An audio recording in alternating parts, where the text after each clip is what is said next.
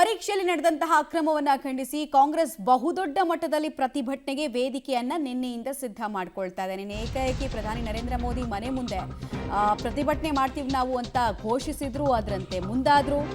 ಇವತ್ತು ಕೂಡ ಪ್ರತಿಭಟನೆಯ ಮೂಡ್ನಲ್ಲೇ ಕಾಂಗ್ರೆಸ್ ಇದೆ. ಇವತ್ತು ಯಾವ ರೀತಿ ಇರುತ್ತೆ ಅವರ ಹೋರಾಟ, ಸಂಸತ್ತು ಒಳಗೆ ಹೊರಗೆ ಎಲ್ಲ ಡೀಟೇಲ್ಸ್ ನೋಡ್ತಾ ಹೋಗೋಣ. ಕಪ್ಪು ಪಟ್ಟಿಯನ್ನ ಧರಿಸಿ ಪ್ರತಿಭಟನೆಯ ಅಖಾಡಕ್ಕೆ ಧುಮುಕೋದಕ್ಕೆ ಕಾಂಗ್ರೆಸ್ನ ನಾಯಕರು ಸಿದ್ಧತೆಯನ್ನ ಮಾಡಿಕೊಳ್ತಾ ಇದ್ದಾರೆ. ತಡರಾತ್ರಿ ರಾಹುಲ್ ಗಾಂಧಿ ಅವರು ವಶಕ್ಕೆ ಪಡೆದಿದ್ರಲ್ಲ ಪೊಲೀಸರು, ಅವರನ್ನ ಬಿಡುಗಡೆ ಮಾಡೋ ಕೆಲಸವನ್ನು ಮಾಡಿದ್ರು. ಆದರೂ ರಾಹುಲ್ ಗಾಂಧಿ ಒಂದು ವಿಡಿಯೋ ಮೆಸೇಜ್ ಅನ್ನು ಕೂಡ ಕೊಟ್ಟರು. ಧರ್ಮೇಂದ್ರ ಪ್ರಧಾನ್, ನರೇಂದ್ರ ಮೋದಿ ಮತ್ತು ಅಮಿತ್ ಶಾ ನೈತಿಕ ಹೊಣೆಯನ್ನ ಹೊತ್ತು ರಾಜೀನಾಮೆಯನ್ನ ಕೊಡಬೇಕು, ಕೊಡೋ ತನಕ ನಾವು ಪ್ರತಿಭಟನೆಯಿಂದ ಹಿಂದೆ ಸರಿಯಲ್ಲ ಅಂತ ಹೇಳಿ ರಾಹುಲ್ ಗಾಂಧಿ ಕರೆ ಕೊಟ್ಟಿರೋದು.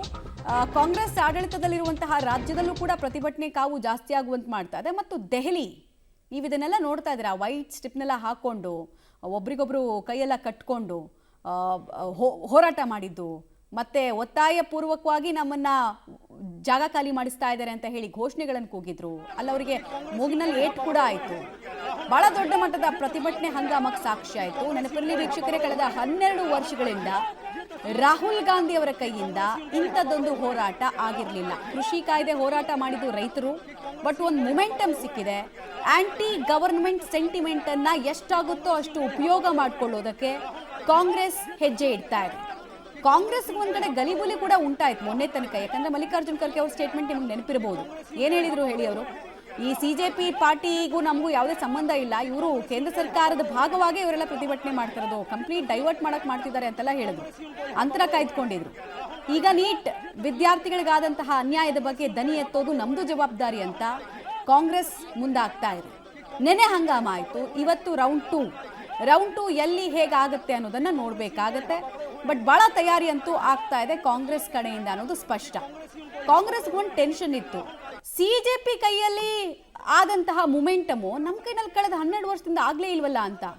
ಯಾರೋ ಅಭಿಜಿತ್ ದೀಪ್ಕೆ ಅಂತೆ, ಸೋನಂ ವಾಂಗ್ಚುಕ್ ಅಂತೆ ಬರ್ತಾರೆ, ಜನ ಸೇರ್ತಾರೆ, ಜನರ ಬೆಂಬಲ ವ್ಯಕ್ತ ಆಗುತ್ತೆ. ಸಾಮಾಜಿಕ ಜಾಲತಾಣದಿಂದ ಹಿಡಿದು ಆನ್ ಸ್ಟೇಜ್ ತನಕ ಎಲ್ಲರೂ ಬರ್ತಾರೆ. ನಮ್ಮ ಕೈಲಿ ಇಂಥದ್ದೊಂದು ಪ್ರತಿಭಟನೆ ಮಾಡೋಕ್ಕಾಗಿಲ್ವಲ್ಲ ಅಂತ ಅವ್ರಿಗೂ ಗಲಿಬಿಲಿ ಆಯಿತು. ಆಂಟಿ ಗವರ್ಮೆಂಟ್ ಸೆಂಟಿಮೆಂಟು ಸಿಜೆಪಿಗೆ ಶಿಫ್ಟ್ ಆಗಿಬಿಟ್ರೆ ನಾಳೆ ಅವರು ಒಂದು ರಾಜಕೀಯ ಪಕ್ಷ ಆಗಿಬಿಟ್ರೆ ನಮಗೇನು ಇನ್ನೇನು ಲಾಭ ಬಂತು ಅಂತ ಇವರಿಗೂ ಅಳಿವು ಉಳಿವಿನ ಪ್ರಶ್ನೆ.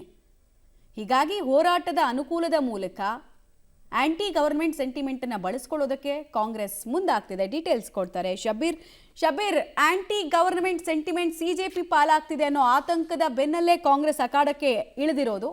ಇವತ್ತು ಯಾವ ರೀತಿ ಹೋರಾಟವನ್ನು ಎಕ್ಸ್ಪೆಕ್ಟ್ ಮಾಡ್ಬೋದು? ಏನಾದರೂ ಸರ್ಪ್ರೈಸ್ ಪ್ಯಾಕೇಜ್ ರೀತಿಯಲ್ಲಿ ಹೋರಾಟಗಳನ್ನು ಮಾಡೋದಕ್ಕೆ ಸಿದ್ಧತೆಗಳಾಗ್ತಾ ಇದೆಯಾ?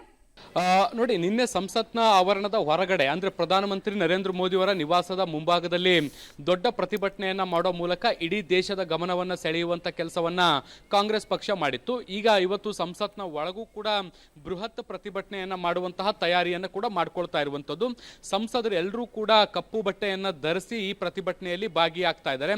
ಸಂಸತ್ನ ಒಳಗೂ ಕೂಡ ದೊಡ್ಡ ಪ್ರಮಾಣದ ಪ್ರತಿಭಟನೆ ಮಾಡಬೇಕು ಅನ್ನುವಂಥ ಲೆಕ್ಕಾಚಾರವನ್ನು ಕೂಡ ಇಟ್ಕೊಂಡಿರುವಂಥದ್ದು. ಸೊ ಹೀಗಾಗಿ ಸಾಕಷ್ಟು ತಯಾರಿಗಳು ನಡೀತಾ ಇದ್ದಾವೆ. ಈಗಾಗಲೇ ನಿನ್ನೆ ಅವರನ್ನ ಕಸ್ಟಡಿಗೆ ತೆಗೆದುಕೊಂಡು ಡಿಟೈನ್ ಮಾಡುವಂತ ಕೆಲಸಗಳು ಕೂಡ ಆಗಿತ್ತು. ಆದರೆ ಸಂಸತ್ನ ಹೊರಗಡೆ ಪ್ರತಿಭಟನೆ ಮಾಡದಂತ ಸಂದರ್ಭದಲ್ಲಿ ವಶಕ್ಕೆ ಪಡೆಯುವಂತ ಸಾಧ್ಯತೆಗಳಿರ್ತವೆ. ಆದರೆ ಸಂಸತ್ನ ಒಳಗಡೆ ಬೃಹತ್ ಪ್ರತಿಭಟನೆಯನ್ನು ಮಾಡೋ ಮೂಲಕ ಇಡೀ ದಿನ ಎಂಗೇಜ್ ಮಾಡಬೇಕು ಮತ್ತೆ ದೇಶದ ಗಮನವನ್ನು ಸೆಳಿಬೇಕು ಅನ್ನುವಂತ ಲೆಕ್ಕಾಚಾರವನ್ನು ಇಟ್ಕೊಂಡಿದೆ.